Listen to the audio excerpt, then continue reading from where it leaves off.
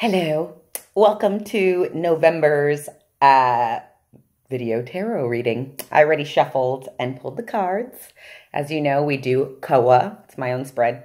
Concern, that's the C. The O is for obstacle or opportunity, and the A is for advantage or aversion. So first and foremost, I got the sense that I should just talk about the cards I pulled in general and talk a little bit more about the suits and sort of the lineage and the formality of tarot. So our first card is Cups and our last two cards are Swords. So it means to me that November is going to be dealing with, at first, the emotional, and then how the emotional affects the personal perspective. Also in terms of intellectualizing emotions. Swords is about intellect, but it's also about intellectualizing things that are not intellectual, like emotions. So thinking not only about how you feel, but whether it's good or right to feel the way that you feel, which is a legitimate question, particularly if you're doing some negative, feely things. But for the most part, also is a way to avert just sitting in your emotions and dealing with the way things are in your body without you deciding intellectually whether they should or shouldn't be that way. But of course, that's a fine line. So let's get into the cards and see how they are speaking to us in this way. First card, our concern, is the Eight of Cups reversed. Again, Cups is a suit of water. It's a suit of emotions. It's a suit of one-on-one relationships of all kinds. Parent, child, sibling, sibling, lover, lover, coworker, coworker, friend, friend, etc. It also rules creativity. So it rules procreativity, meaning children. So also has to do a lot with relationships and liquids in the body and sex and also aphrodisiacs and stimulations. Liquids in the body being urine, blood, vaginal fluid, and semen. So all those things are a part of the Cups. So the Eight of Cups reverse says, drifting into oblivion, losing one's grip on things. This is an interesting card for the emotional, especially with the concern, because I do think that the people are coming to a head with themselves and are thinking more or less about whether or not they are living the life of their choosing. I talk a lot about this in the plant alchemy reading, and so I love how the tarot and the plant alchemy are simpatico and also supportive of each other. They speak about different things, and you can find my plant alchemy reading on my website under the cauldron, in the cauldron section. But as far as wondering whether we're living our authentic lives, where does depression come from? Okay, I'm not talking about like seriously clinical shit, but I'm talking about people who are lethargic, people who are morose, people who feel they are not living their best life. This has to do with not only Cups, but also the idea of drifting into oblivion, losing one's grip on things. Of course, if you're not living an authentic life, you are going to be losing your grip on things. If you are denying the truth that is within you, then you are literally living in a delusional reality. Because if you know something, why would you pretend like you don't know it to your own self? It's one thing if someone is like, where is the treasure or the money? I don't know where treasure came from. That was random. Where's the money? And, you know, they're holding some weapon to your head and you don't want to tell them, so you don't tell them. That's one situation where you act like you don't know what you know. But when it comes to you sitting with yourself or sitting with your most intimate companions, was often the Cups suits does have to do, because it's not like person stranger. It's about emotions, intimate relationships, whether they are platonic or professional or romantic. But, Cups has to do with, I just forgot what I was talking about.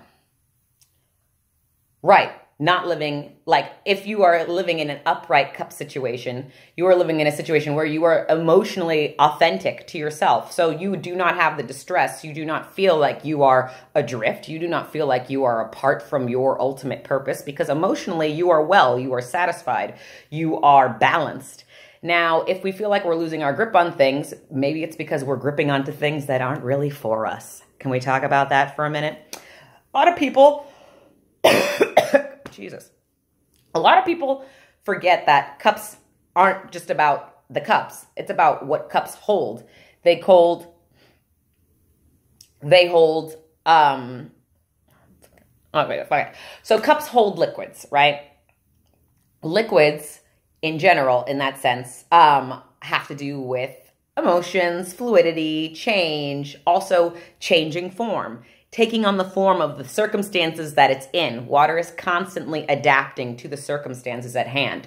So if you are holding on with dear life to something that is no longer for you or is no longer yours, that's going to feel like you're drifting into oblivion, right? Literally adrift in the ocean. That being said, what you need to understand about cups is that cups is to remind you that change is inevitable. In fact, everything is here to remind you that change is inevitable. But fluid, water, liquids are things that physically show you that things change, formation all the time. So just because something was for you for a certain amount of time doesn't mean it's going to be for you forever. And that should be fine, because ultimately it's the not being fine with that, aka the intellectualizing, the emotional understanding that something is not right anymore, that keeps you in a situation where you feel a little bit insane, a little bit like you're living somebody else's life, like you're in somebody else's body. And that can feel very true if you are not being honest with yourself and if you are not actually doing the things that you should be doing for you. Now, you is relative to your perspective, right? Because if you is an idea instead of the actual life you're living, you're going to have a very difficult time living you. So it's also about sobering up and understanding that all things that we are meant to hold in the cups, because literally only the cups hold things, otherwise we have wands, pentacles, and swords.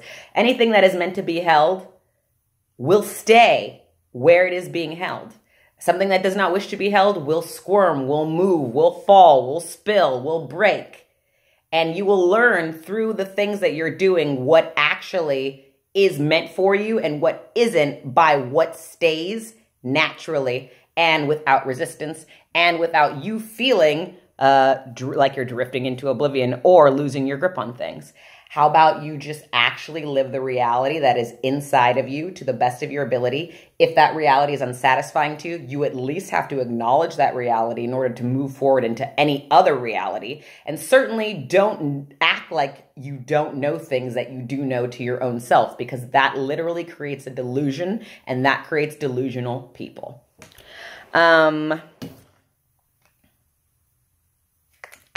We're going to leave that one right there.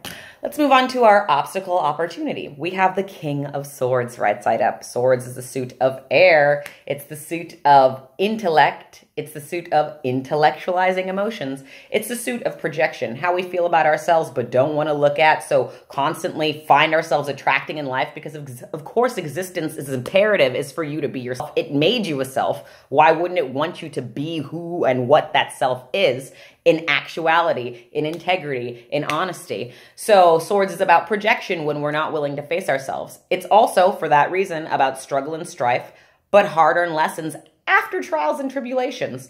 Swords is also the suit of looking in the mirror and being satisfied with what you behold there. And so it is a very important suit for self-actualization. King of Swords, right side up, says, a fanatical seeker of truth, the apex of integrity in all worldly pursuits, a strong character with a piercing glance.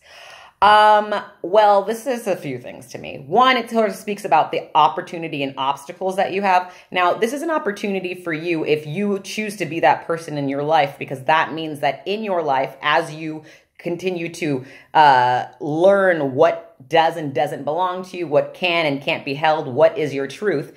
If you are a fanatical seeker of truth, if you have the apex of integrity of all worldly pursuits, if you're a strong character with a piercing glance, then you will be able to cut through with your sword all the delusions around you in order to live in your truth.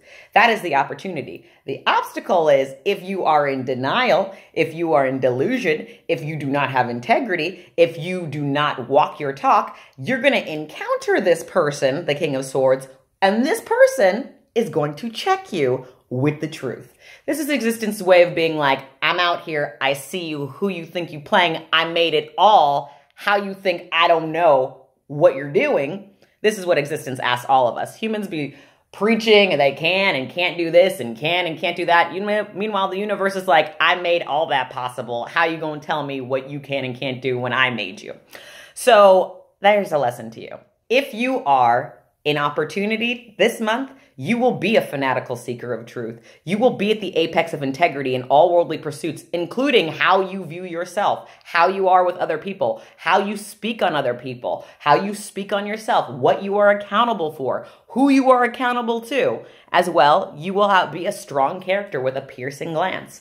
But if you are not doing this and you continue to live in your delusions and your denial, you will attract this person who, by the way, you will probably resent, but is here to help you live a truer, better selfhood.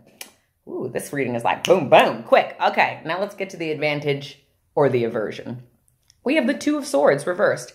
I just said what the Swords is. I don't think it bears repeating. I've talked about it at length. Two of Swords reversed says, juggling with the truth. The last holdout. Maybe I will, maybe I won't. Acting as if the outcome of a decision is more important to someone other than oneself. Now, this is a huge topic in my plant alchemy reading because people make decisions as if they're doing it to appease other people. But what you're doing it for is to appease your view of that person and hoping that that person either views you favorably or continues to ignore you or gives you the attention that you're seeking. And Nietzsche talks a little bit about this in terms of like human beings are inherently selfish. He's a bit of a pessimist for me and also sometimes was a little unfair about the things he was describing because he liked his absolutes. But what I can appreciate about it is that, of course, everything you're doing, you are motivated to do. You are motivated to do it. People have been in all sorts of atrocious situations and haven't felt motivated to do any of the things that they have been compelled to do. So they haven't. For instance, the people who were like West Africans minding their own business who found themselves in chains and locked on a boat were like, now I could continue to go where these seemingly terrible and uncommunicative, unhelpful, and rude people are taking me, or I could take my chances in that big body of water I've never seen before. I think they're calling it an ocean. Now, this might not seem like a lot of opportunity here, but there's a choice. The choice is, do you wish to go into an unknown future, or do you wish to control your future and jump in the ocean and take your chances? Now, lots of people have died out because they refused to do terrible things that other people complied and agreed to do.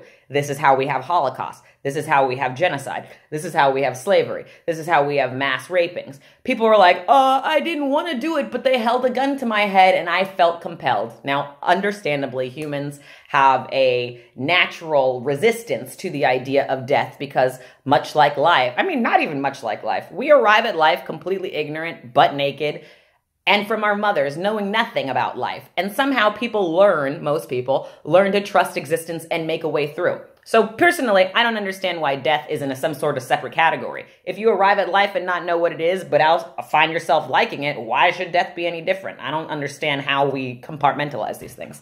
But the point being, I was like on a little rant. What was I even talking about? The point being, you always have a choice. Certain people are going to decide, I would rather die than do what you are compelling me to do. And many people have made that decision and they are not around anymore. There were like 80 million Native American people on all of the Americas, okay? And now there's, I think, less than 5 million. 80 million to 5 million. That wasn't all guns, germs, and steel. That was also a lot of people being like, I ain't gonna stick around for you crazy people. Go fuck yourselves. I'm out. And they went in whatever ways that they went, but they went in mass, okay? So all that is to say that every decision you're making is for the self-preservation of your idea of yourself. So everything you do, including the things you don't satisfy you, is to satisfy an idea you have of yourself. Now, it's interesting. We can talk a little bit about ideas and beliefs. Ideas are things that we imagine that we want. Beliefs are things that we tell ourselves must be. This is not a word nerd thing. I'm just fucking, what is it called? Apparently, I don't have my words today. I am paraphrasing what these definitions are. But the thing is, we might have an idea that I want to have a romantic partner who is an equal to me, but we might have a belief that anybody that we meet who actually exhibits that behavior is threatening, right? So that means that we will be drawn to the idea, but the belief will sustain itself because beliefs are stronger than ideas. Ideas are potential beliefs. If you do not commit to the idea, it cannot outweigh a belief that is already set in, instilled, ingrained. So, two swords reversed again says juggling with the truth. I mean, why do that? I mean, it's in your hands. Just go with it. The last holdout, maybe I will, maybe I won't. Acting as if the outcome of a decision is more important to someone other than oneself. Yeah, there are debates about when you have kids and certain responsibilities that you have to take. Like, obviously, if you're tired but the baby needs to eat, you have a responsibility there. But if you chose to have this child, meaning not that you necessarily chose to conceive this child, not that you necessarily wanted to keep this child, but that if you chose to do that, or you allowed it to be chosen for you by not making any alternative decisions, and trust me, desperate people know how to make alternative decisions, then you have signed up for that. You did that for you and whatever beliefs and ideas you have decided rule over you. So that child needing milk now, or whatever that child might need, even though you're tired, is an extension or is the future of a choice you made for you. And to be clear, it's going to be for you. People are not going to do things they feel are antithetical to who they see themselves as, right? Now, the maybe I will, maybe I won't is also fascinating because will was my last Word Nerd Wednesday word, and it is apropos right here. Synchronicity, affirmation, the universe being like, yes, let's talk about this. So will actually means choose or hope or desire. Maybe I will, maybe I won't. Maybe I choose to, maybe I don't choose to. Maybe I desire to, maybe I don't desire to. Maybe I hope this, maybe I don't hope this. So let's just see about that in terms of how it instructs our behavior, right? Because the last holdout is you fighting with yourself. I mean, the swords is about fighting with yourself. It's about fighting with your idea of yourself. It's about fighting with the idea of what selfhood can be, which is why it involves projection, which is why it also often involves antagonism or perceived antagonisms, meaning coming and encountering people who you feel are offensive to your idea of personhood or character. But they exist too. The universe put them there for you, and they are as easy to learn from as anyone else. If you can't learn from a Hitler, then human species is fucked. Because there are a lot of really maniacal people out here, and if we can't learn from them to better ourselves, then what are we about to do? Because most people in this world are in deficit, okay? They are not in whatever the opposite of deficit is, surplus. I know, economic terms, still from high school. I think that's correct. So, considering that, if you cannot learn from the worst of yourself, you are really putting yourself in a predicament. If you don't know how to learn from the worst of yourself, then that should be the #1 priority. Hello, King of Swords, fanatical seeker of truth, apex of integrity, strong character, piercing glance, okay? So our opportunity and our obstacle is where we really want to go. The aversion that we have is making a decision, being decisive. The advantage that we have is making a decision, being decisive. So, as I said in my Plant Alchemy reading, do not play yourself. Be yourself. Be yourself at play, but know the difference between acting as a person that you think you are and actually the being of who you are. Because the acting part and the being part, that is the most intimate relationship you have with yourself. And to say that you don't want to be who you are is simply a conversation about change. It's not a conversation about fakery, or at least it shouldn't be. So that is our quick and dirty November 2017 Herbal Tarot reading. Thanks for playing. 8 of Cups reversed. 8 of Cups reversed. King of Swords, right side up. Look at that dude. He's like basking in the greatness of the world because he's about his business. And then look at old girl. She's, oh my God, she don't know what to do. So get it together, people. Be accountable. Surround yourself with accountable people. That is the quickest route. Thank you. Have a good November. Bye-bye. See you next month.